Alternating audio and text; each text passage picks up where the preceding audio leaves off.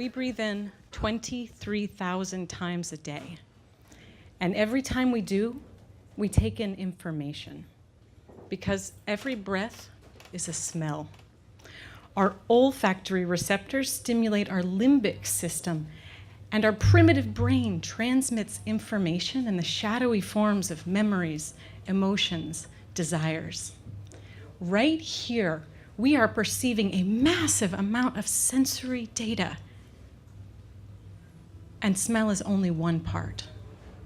But we have a choice: to be blown and buoyed by this invisible cloud of data, or to slow down and notice. To me, this is the essence of being human, this radical ability to inhabit the unseen, to perceive ourselves perceiving, to train ourselves to notice, and then to give it language.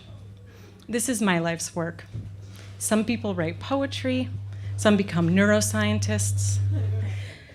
I work in museums. Museums are the ideal spaces for this type of noticing. We're primed for stimulation. There's the visual collections, the text to read, but then there's the uncurated senses like the HVAC, the cleaning supplies, the carpet texture, the sound of the systems. How often, though, do we investigate what the mixture of these things triggers, the alchemy of the museum? I've spent the last year practicing and training in conversational mediums that help us to notice and express what our bodies instinctually already know. My husband says that my research motto should be something like, "Let it be weird." Well, one of the conversational mediums I've enjoyed the best is smell. I partnered with a tea maker at the Freer Gallery of Art in Washington, D.C. to develop a set of smells. And I started by asking visitors to tell me which smell best captures the feel of the gallery. I brought in a little wooden TV tray set, and I put the smells in glass jars in a row. People approached, curious. They smelled, and right away they said, "Oh, this one has jasmine in it, right? Lavender, no?" They wanted a word, an answer, a way to name the smell. And as soon as they had it, the conversation ended. They nodded politely. They walked away. So I decided I needed to break the smells to make them weird, less identifiable. I added things like my own singed hair, cumin, pieces of old book. And then I stood back quietly. People approached, curious. They smelled again.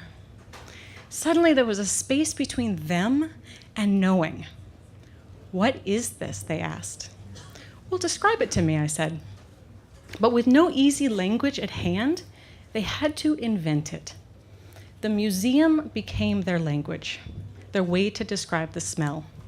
They looked around. They said, "The texture of this door frame here, this is like the smell, it's smooth. You see that green vase over there? This smell has its curves."